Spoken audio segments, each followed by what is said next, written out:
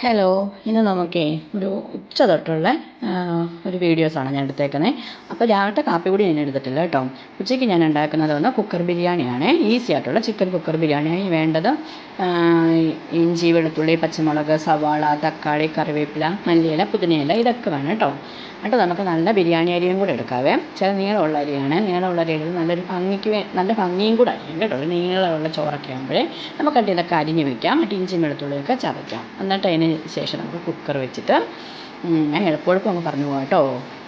Cooker വെച്ചിട്ട് നമുക്ക് എണ്ണ ഒഴിച്ച് സ്പൈസസ് ഒക്കെ ഇടാം. നെയ്യ് വേണമെങ്കിൽ ഒഴിച്ച് കൊടുക്കാം. ഞാനിവിടെ നെയ്യ് ചേർത്തിട്ടില്ല കേട്ടോ. എന്നിട്ട് സവാളയും പച്ചമുളകും ഒക്കെ നമുക്കൊന്ന് വഴറ്റിയെടുക്കാം. ഇച്ചിരി ഉപ്പും കൂടി ഇട്ടൊന്ന് ജസ്റ്റ് ഒന്ന് അടച്ച് വെച്ചാൽ മതി. അത് നന്നായിട്ട് വഴണ്ടി കിട്ടും. അതിന് വേണ്ട മസാല മല്ലിപ്പൊടി, മുളക് പൊടി, മഞ്ഞൾപ്പൊടി, പിന്നെ കുറച്ച് ബിരിയാണി മസാല, പിന്നെ ചിക്കൻ മസാല, ഇതെല്ലാം കൂടെ എന്നിട്ട് വഴറ്റിയ ശേഷം നമുക്ക് തക്കാളിയും ഈ ചതച്ച് വച്ചേക്കുന്ന ഇഞ്ചി വെളുത്തുള്ളി പേസ്റ്റൊക്കെ അതും ചിക്കനും, പിന്നെ അതിൻ്റെ അകത്തോട്ട് കുറച്ച് കറിവേപ്പില, നാരങ്ങാനീര്, കുറച്ച് തൈര്, ഇതെല്ലാം കൂടെ നന്നായിട്ട് മിക്സ് ചെയ്ത ശേഷം നമുക്ക് അരിയും കൂടെ കഴുകി വാരി വെച്ചേക്കുന്ന അരിയും കൂടെ എടുത്തിട്ട് കൊടുക്കാവേ. 2 ഗ്ലാസ് അരിക്ക് 2 ഗ്ലാസ് വെള്ളം, അങ്ങനെയാണ് ഞാനിത് ഒഴിച്ച് കൊടുത്തേക്കുന്നത്. തിളച്ച വെള്ളമാണേ. എന്നിട്ട് മല്ലിയിലയും പുതിനയിലയും ഇട്ട് ആവശ്യത്തിന് ഉപ്പും കൂടി ഇട്ട് നമുക്ക് നന്നായിട്ട് ഒന്ന് മിക്സ് ചെയ്ത് അടച്ച് വയ്ക്കാം. ഒരു 2 വിസിലേ. അപ്പോഴത്തേക്ക് അത് റെഡിയാകും കേട്ടോ. അപ്പോഴത്തേക്ക് നമുക്ക് അതിനുള്ള സാലഡ് റെഡിയാക്കാവേ. ക്യാരറ്റും കുക്കുമ്പറും സവാളയും പച്ചമുളകും കുറച്ച് പുതിനയില, മല്ലിയില ഇതെല്ലാം കൂടിയിട്ട് നല്ല കട്ട തൈരിലോട്ട് ഇതെല്ലാം കൂടിയിട്ട് മിക്സ് ചെയ്ത് നല്ല അടിപൊളി ഒരു സാലഡ് റെഡിയായി കേട്ടോ. അതിന് ശേഷം നമുക്ക് കുക്കറൊന്ന് തുറന്ന് നോക്കാം. ഇതിൻ്റെ അടിപൊളിയായിട്ട് നല്ല വെന്ത് നല്ല മണവും നല്ല സോഫ്റ്റ് ആകട്ടെ. ചിക്കനൊക്കെ തൈരൊക്കെ ഒഴിച്ചുകൊണ്ട് നല്ല മണമാണ്, നല്ല ടേസ്റ്റിയാണ്. എളുപ്പം നമുക്ക് ഉണ്ടാക്കിയെടുക്കുകയും ചെയ്യണേ. നിങ്ങളെല്ലാവരും ഇതേപോലെ ഒന്ന് ഉണ്ടാക്കി നോക്കണം കേട്ടോ. സമയം നമുക്ക് ലാഭിക്കാം.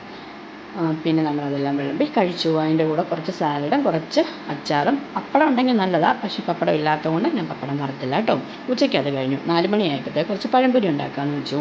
അങ്ങനെ ഞാൻ മൈദയും കുറച്ച് അരിമാവും പിന്നെ കുറച്ച് പഞ്ചസാര, എള്ളെല്ലാം കൂടെ ഇട്ട് നന്നായിട്ട് കലക്കി വെച്ചിട്ടുണ്ട്. അതിന് ശേഷം നമുക്കൊരു 2 ഏത്തക്ക എടുത്ത് നല്ല കുഞ്ഞായിട്ട് നമുക്കൊന്ന് അരിഞ്ഞെടുക്കാവേ. കനം കുറച്ചിട്ട് എന്നിട്ട് നമുക്ക് വെളിച്ചെണ്ണ ഒഴിച്ച് വെളിച്ചെണ്ണ ചൂടായ ഉടനെ നമുക്കിത് സാധാരണ നമുക്ക് വറുത്തെടുക്കത്തില്ലയോ, പഴംപൊരി ഉണ്ടാക്കുന്ന പോലെ ഉണ്ടാക്കിയെടുക്കാം. ഇതെല്ലാം നമുക്ക് മാവയിലോട്ട് മുക്കി കൊല്ലണം. അതിന് ശേഷം നമുക്ക് ഓരോന്നായിട്ട് എടുത്ത് നമുക്ക് എണ്ണയിലോട്ടിട്ട് വറുത്ത് കോരിയെടുക്കാം. നല്ല അടിപൊളി പഴംപൊരി. നമ്മുടെ വീട്ടിൽ കെമിക്കലൊന്നും ചേർത്തിട്ടില്ല. കളറിന് മഞ്ഞൾപ്പൊടിയാണ് കേട്ടോ ഞാൻ ചേർത്തത്. അതുകൊണ്ട് ചെറിയ മഞ്ഞ കളറൊക്കെ ഉണ്ടാകും. അല്ല കടയിലെ പോലെ നല്ല മഞ്ഞ കളറൊന്നും ചേർത്തിട്ടൊന്നുമല്ല കേട്ടോ. അതിൻ്റെ ഇടയ്ക്ക് എൻ്റെ ക്യാമറാമാൻ അവിടുത്തെ മണിപ്ലാൻ്റൊക്കെ പോയി വീഡിയോ എടുക്കുന്നുണ്ട്. അതിനുശേഷം ബാക്കിയുള്ള എല്ലാം ഞാൻ വറുത്ത് കോരിയെടുത്തു കേട്ടോ. നല്ല ക്രിസ്പി ആയിട്ട് അരിപ്പൊടി ചേർത്തുകൊണ്ട് നല്ല ക്രിസ്പി ആയിട്ടിരുന്നു. ചെറിയ മധുരമേ ഉള്ളായിരുന്നു കേട്ടോ. ഞാൻ ഒരുപാട് പഞ്ചസാരയൊന്നും ഇട്ടില്ല കേട്ടോ. അതിനുശേഷം ഒരു കട്ടൻ ചായയും കൂടെ തിളപ്പിക്കാമെന്ന് വെച്ചു. കട്ടൻ ചായയും പഴംപൊരിയും 4 മണിക്ക്. അതായിരുന്നു ഇന്നത്തെ വിശേഷം. അത്രയേ ഉള്ളൂ. വൈകിട്ട് ഞങ്ങൾ ബിരിയാണി തന്നെയാണ് കഴിച്ചത്. Okay, by.